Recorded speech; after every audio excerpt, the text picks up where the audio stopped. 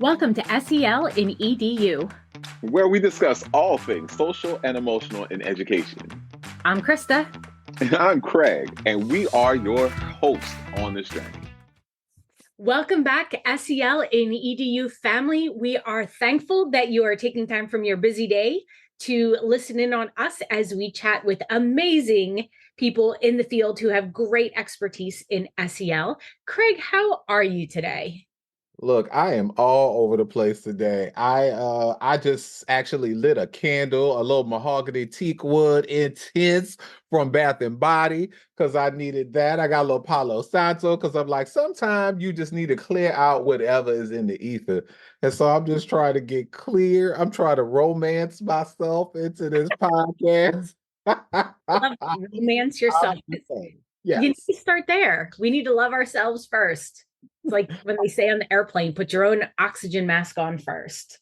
Absolutely, absolutely. So for our SEL and EDU family, how do when things ain't vibing in the way you want and you ain't getting the vibe, like how do you actually go about getting your vibe right when you are working through so much of what's going on out here in this world? So I'm just curious. But while that's kind of percolating out there for the audience, Krista, how are you doing today? I'm good. And I'm actually going to answer your question because for me, and I know this, like, I take a nap. I need it.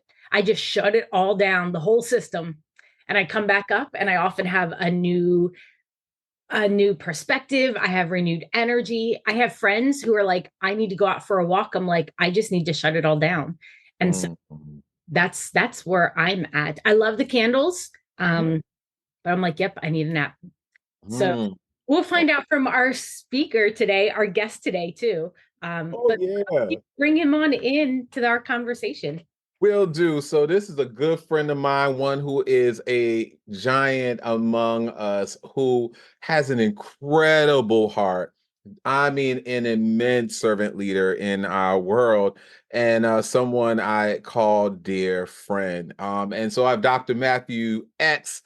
Joseph, who is a superintendent, assistant superintendent in one of our wonderful Commonwealth districts here. He's also the CEO of X Factor EDU.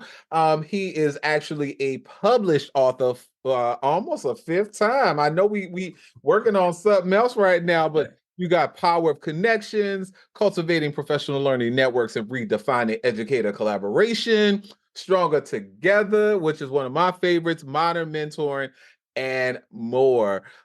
This gentleman here, is also the president of Massachusetts ASCD, among other things. So there's so much that I'm sure we could explore and share right now in the introduction. But if nothing else, he is a friend of ours, a friend to the world, Dr. Matthew X. Joseph. How are you doing? How's your heart, sir? Oh, it is so full right now. I could just log off and my day would be made. Like that, I don't think I'm gonna just next time I'm gonna speak somewhere, I'm gonna like, Craig, do you mind just coming and introducing me? Because that's it. Like I sound really, really important.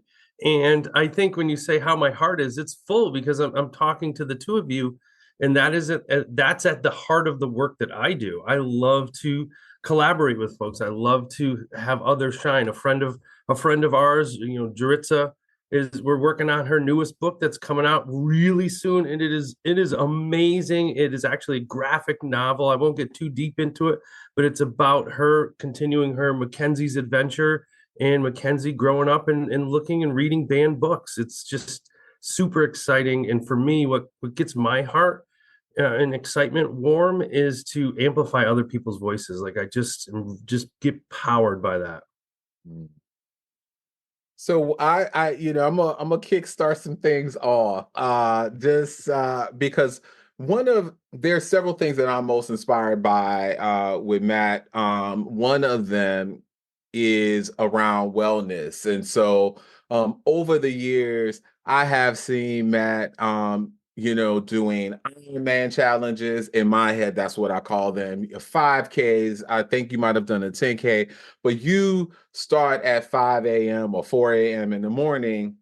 And whether or not it is actually being in the gym or taking a morning walk with your beautiful furry friend, Yeah, Gizmo's the man.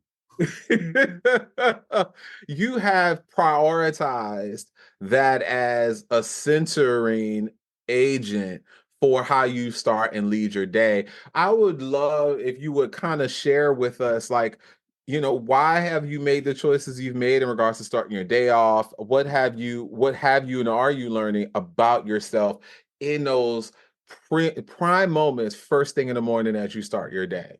Yeah, so I'm going to kind of thank you. And yes, that is something I do every day. I do something starting at 5 o'clock, and not because I'm just an early bird, because I am the worst at keeping to a schedule if I don't make public accountability. So, and this is going to go into a little bit of wellness and social media too, because some people get confused with being cocky or boisterous, or why are you sharing all this stuff? Who cares that you're at the gym? Type of this culture in. But for me, it's about public accountability. If no one knows I walk into a gym and get on the treadmill, like 2 minutes later, like I'm out, I'm done. And for me, what's always motivated me from a young age is public accountability. And not because it's bragging, or not because I want, hey, look at me. In some of the culture we're in now, that's what it's like. But for me, I love the shared experiences. I love when somebody random's like, hey, I run a 5K. And they're like, and they were just excited to share with me, not because they cared about their score or time. It's about the public accountability. And I use that time. So it really started when I was in Boston College. And for me, if you have a schedule, you can have your day regimented. And I know that I'm a morning person. I love it. I got up at 5 when I, lived with my grandma for a little bit, and we'd eat cookies before my mom got up. Like, that was our special time. And I've always been that way. So when I was at Boston College, I knew if I tried to do work after I did principal work all day, I'm out. Can't do it. So I was a morning worker. And then when I graduated in 2016, I'm like, what do I do with this time now? And that's really when I started to get into writing and doing some of the professional work. And then after eating a pound of Twizzlers like every day on the ride to work, I'm like, all right, now I got to also do something else. And I'm one that likes to overcome challenges. So combining the public accountability with overcoming challenges, like, I'm 6 foot, anywhere between 230 and 250, depending on the season. And I know I'm not a runner. So I'm like, okay, that's a challenge for me. Like, that's a challenge that I want to try to overcome. And it's not about the times, it's not about place. Although once I cross 50, boy, I place a lot better in the 50 and older group. So I just started to do that. And then this season, actually November, I did a Spartan race at Fenway. And it was super cool. And I just talked about it the other day to professional, because there were 5,300 people who entered, and I came in 5,000th place. And the thing I share is like, oh, but I finished 94% of the challenges. And to me, that's more important, because the fourth place person and the 5,000th place person, we got the same medal.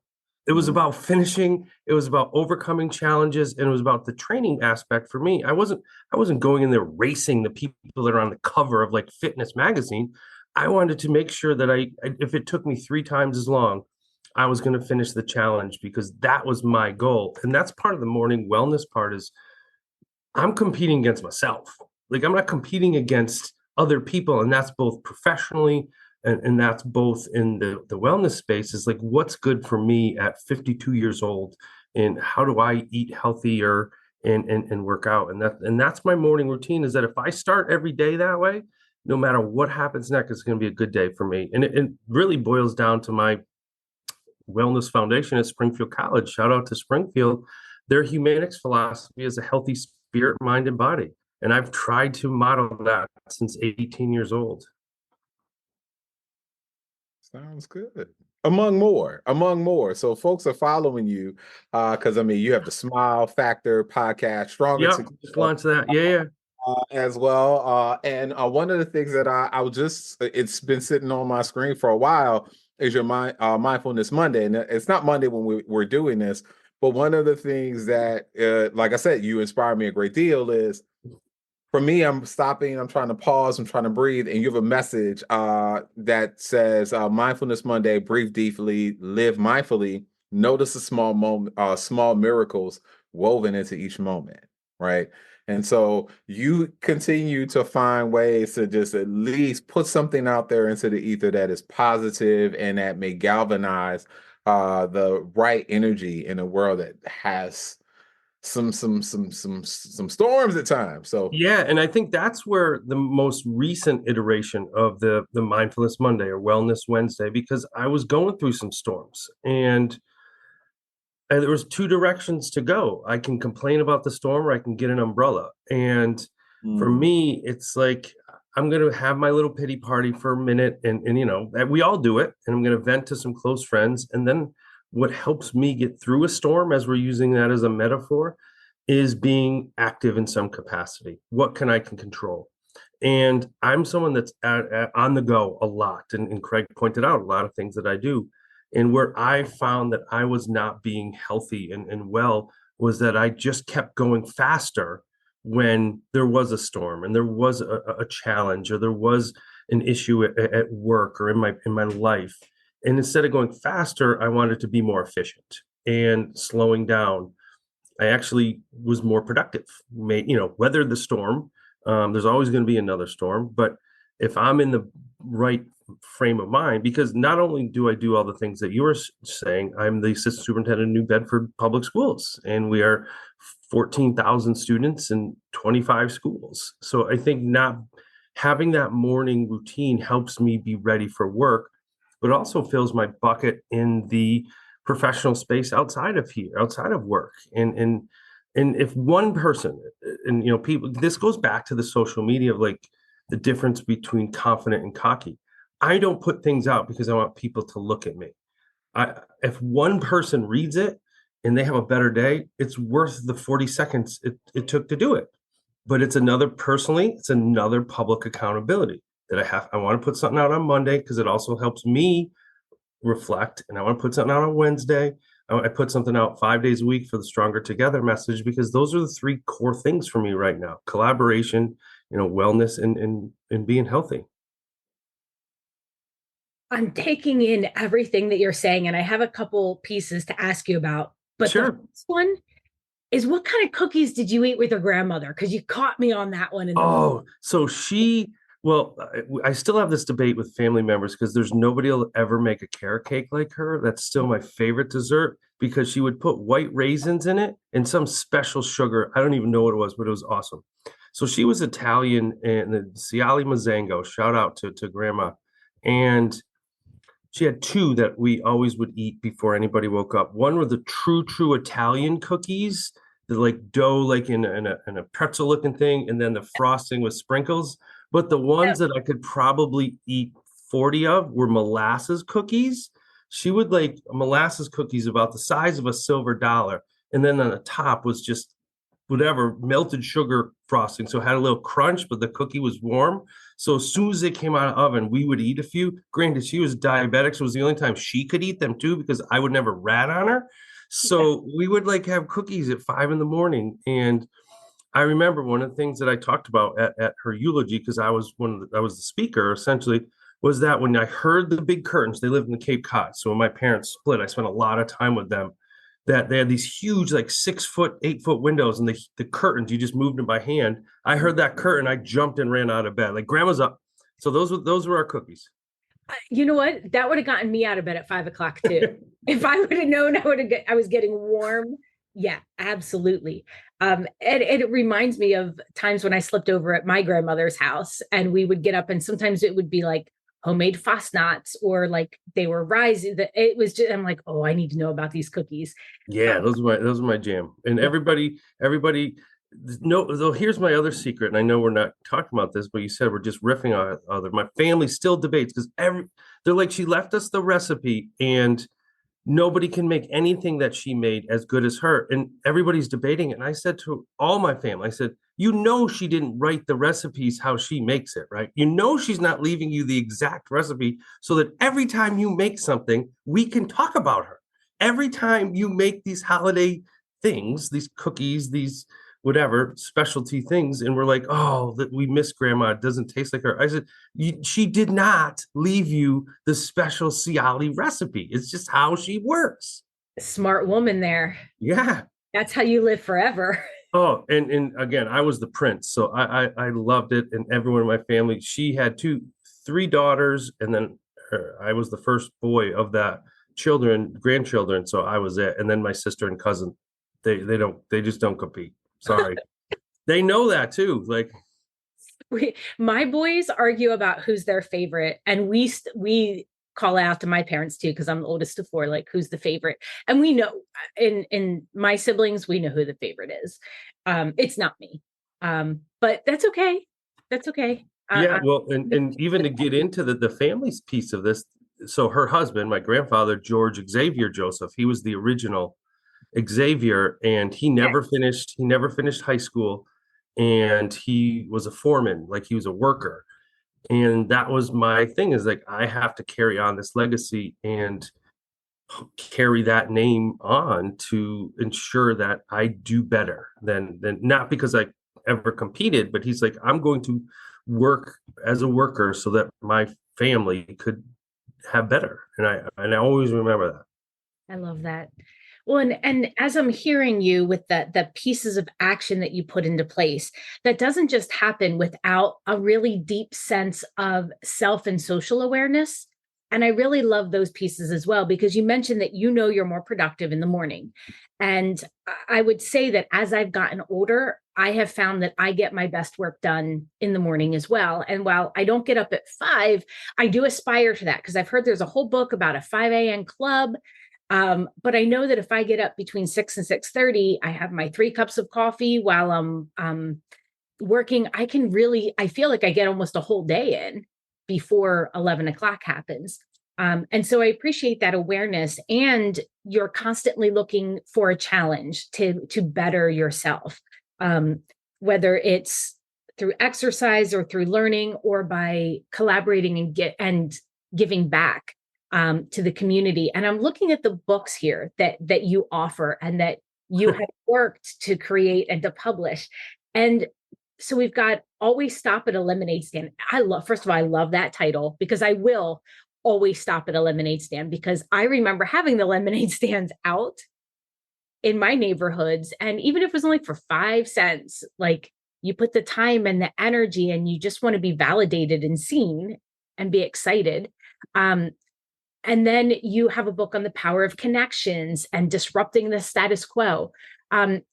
So we talked about like favorite children. I'm going to ask you, like, which book do you feel maybe that you had the most learning through as you were writing and putting it out there? So I think just like we do as professionals, and I continue to try to do, Craig knows I ask questions a lot about culturally responsive of work, and being, a white male in 52 in Massachusetts, I need a lot of work in that area. There is a gap for me. So I always am reaching out. I'm always trying to be better. And I think to your answer, it's the most recent book, Always Stop at Lemonade Stand, only because it's my most vulnerable book, in the sense that I share the most about my life and upbringing. Because I think as I've aged, I think strength is in vulnerability. And I've thought, in my 40s, we'll say I had to be the boss. I was the principal. I was this. I had to be the stoic kind of person.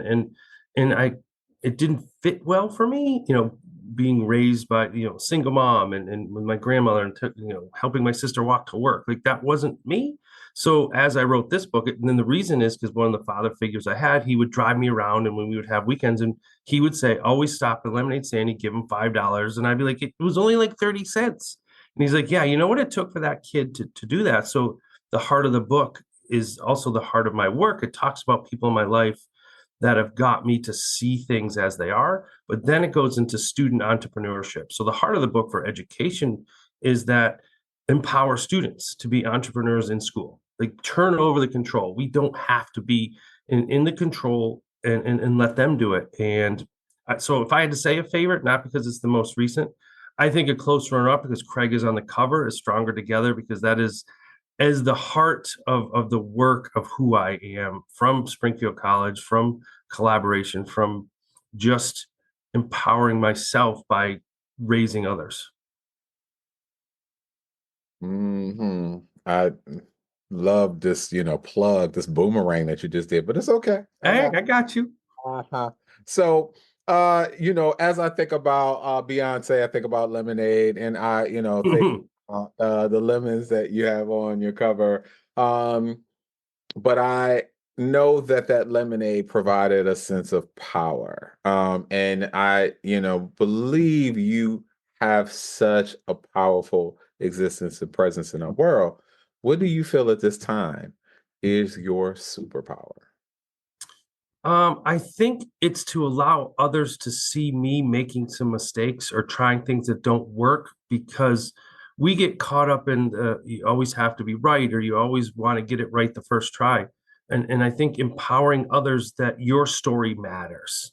And I'm a big flood the market person, because I've got to a point, and for a while now in my life, that it's not going to always be right or work. That's how I got my first article published. I wrote 10 articles, I sent them all in, they all got rejected.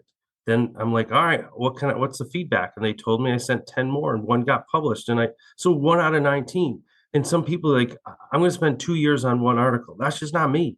I'm going to keep trying, because I own the fact that if I've been told no, I'm going to try harder. So I think I wouldn't say necessarily it's a superpower.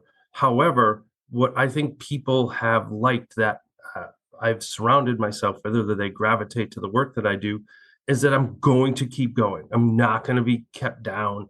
And if you have a story to share, if you have an idea, we're going to make it happen. How it looks, I have no idea.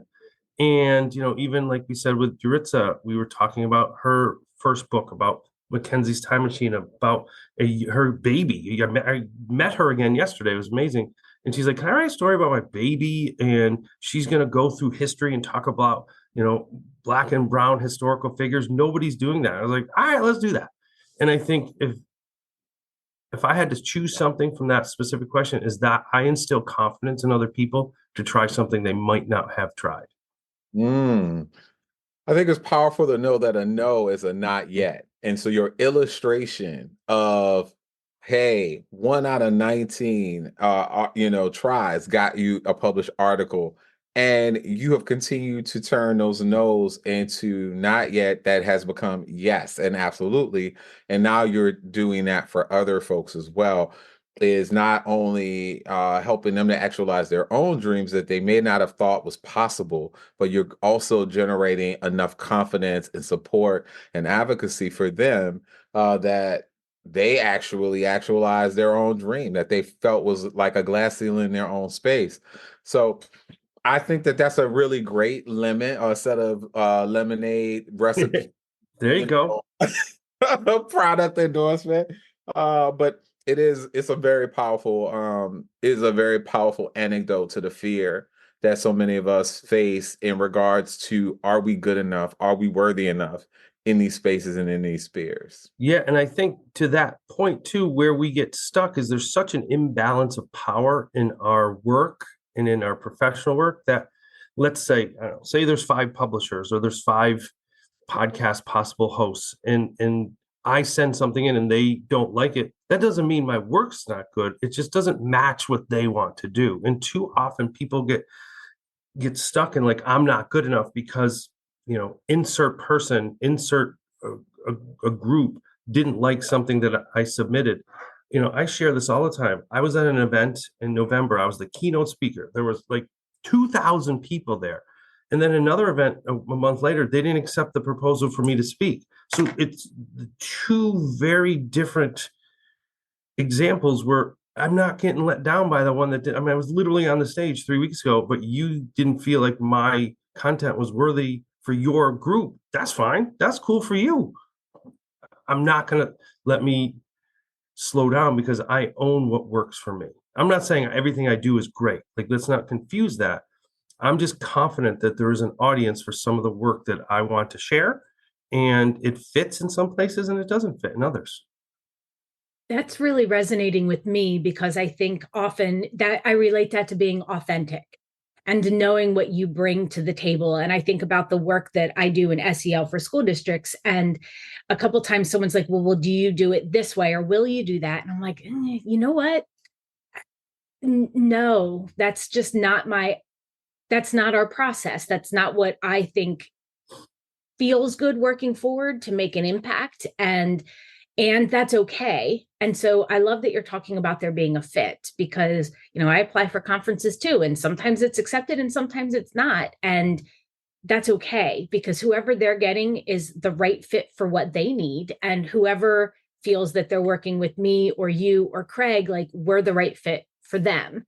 And I like that abundance mentality, because I think often that doesn't happen so much in either consulting or in education in general. And so I think those are just good pieces for us to continue to ponder and think on, and is in line with your idea of elevating other people's work. Yeah, and it goes to the heart of your work in the SEL, that if I like myself and like what I'm creating and I share it, and one person is like, this was impactful, I used it in my classroom, I'm good. Like that's it. And if no one does, let's say nobody, it's like, okay, I'm going to tweak it to make it better. And I think we're so worried about followers or likes or clicks. And it's like, sometimes some of the things I post have 100 people that saw it. Oh, well, so that's 100 more than wouldn't have if I didn't post it. I'm not, it doesn't matter to me. It's about, I get better by everything I do. How it supports other people, that's a bonus. Well, and so thinking about, and I know we want to be aware of your time, because it is definitely a gift, and I know you're pulled in a lot of different directions. And thinking about what you've shared with us, if people want to collaborate with you and want to listen more to the Stronger Together podcast, we're going to link to that and to your books. But how can they get a hold of you? What's the best way for people to reach out to you? Sure. And so the two best ways are my website is xfactor.link. And I think that'll take you to a whole barrage of professional development insights, podcasts, books, or on X platform, Matthew X Joseph, at Matthew X Joseph, and all will be there. And again, I think for individuals who listen to your work and the whole social emotional piece, and are worried that who's going to listen to me if I share something, it doesn't matter. Somebody will. It's important to you. Everybody has a story. Craig and I were both elementary school principals. We look different. Our journey to get there was different. Our approach to discipline is different. We have a very common core of, I think, caring people and love the kids and want best for them. But our journey is different. So if we talk about leadership, even though we held the same exact position, we're going to have a different story, and it's going to resonate with different people. And I think for those out there who are looking to try something, who are like, oh, I've imposter syndrome or whatever, your story is important, and somebody's going to find it important. And so I think the reason I share that is because people are worried to put the work out there because, oh, I'm just a second grade teacher. Oh, I learned a lot from Christine Bemis, the second grade teacher, to be humble, to be funny, to be, love the kids as she does, to appreciate the job you have, or who am I? I'm just a first year principal. Well, tell them about the struggles, because people look at some of the work that I do, and I have my resume online, and they start their resume to be principal, like, oh, I'll never get a job. Look at what you do. Yeah, I've been doing it for 20 years. Yours not going to look like mine. If you look at what I put, the first year, then it will look like yours. And I think having that piece of sharing, it's not about look at me. It's about we're in this together. And it also separates people who really care about you to the naysayers. And if you put something out there, I've had so many people like, we're tired of you and your tiny little dog, like joking about the Wizard of Oz. And I said, oh, there's an easy fix that. Unfollow me. Like, why do you care what I do with my dog at 5 a.m? And they're like, oh, how many gym photos do you want to put out there? I don't know. It's public accountability for me. There's an easy fix. Don't look. I have so many things to say, but keep it appropriate here, because I'm just like, I'm gonna keep it appropriate. That's okay. No, because I'm just like, Gizmo's cute. I'm like, get over yourself. And just in full transparency, like I do it because it's for me. Like I love on the Facebook memories that I have 10 memories on this day that I can choose from. And when I go back, I'm like, well, how many times was I grinding in the gym? That was for me. It's not for y'all. If you happen to get something from it, awesome. But we don't, I think it's tough because we're in this world where I think sometimes we want to be in the limelight and we want to be seen as worthy. And I'm gonna speak for myself. You want to be seen in the ether as like, I'm doing this, I'm an influencer, I have this legacy of whatever that is, and you want to be seen in a particular way. But sometimes the simplest thing is showing up for yourself and knowing that that should be enough. It's tough in this world because we're always looking for followers and likes and things like this, as you've highlighted. And we sometimes feel like, oh, what happens if this person doesn't like me or unfollows me, especially if they're like a colleague or someone's close in the work. But gotta let that go. Gotta let that So go. it's hard. So it's hard to do that. I send out a newsletter about every 2 weeks. Actually, this week, Craig is in it. And it's hard for me not to look at how many people unfollow every 2 weeks. Like, because it's like, oh, it tells you how many unfollowers. And for the first like 6 months, I get annoyed. Like, this is good stuff, or this is why did you sign up in the first? Again, you go through that. I want to communicate that too to your audience, that no matter how many people are smiling on Facebook or an insert platform, there's some internal struggles too. So yeah, I'm like, oh my God, 13 people unfollow. This was a great newsletter. What are you talking? And then I'm like, you know what? There's 30% downloaded the resources. That's pretty good. Okay, let's focus on that. And I think, the last kind of message for your listeners is really everything we've talked about today is celebrating attempts, and celebrate the things that you do, and celebrate that each day is another opportunity to do something for yourself, for somebody else. I'm just thrilled to be able to talk to you and share space with you, because it fills me up, and finding those opportunities for your listeners, for people out there. Be a little selfish in the sense of like, this is good for me. I'm not saying do it for me. There's a very difference. I'm not saying, can you tweet this out? Can you send it to vendors? No. This makes my day. I was a principal for the day today. I'm out front high-fiving kids because it makes my day. And I think for listeners out there, to end where we started, that's where you find your peace and wellness, is find the things that make you happy and just rinse and repeat.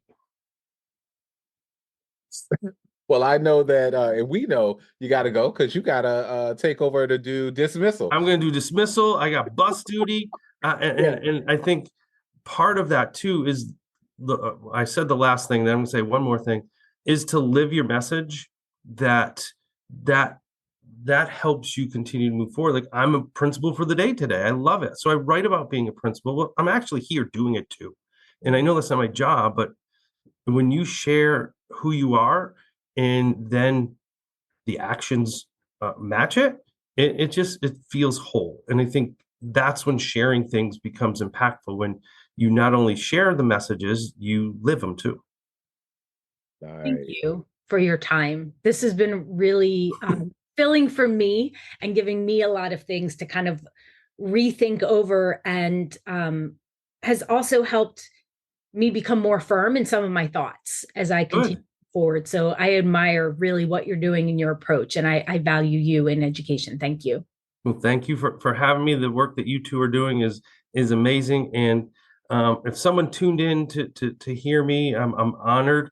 But make sure you continue to listen, because these two are amazing. I don't know Krista as much as Craig, and Craig is somebody who I look at for inspiration all the time. I just think he's amazing.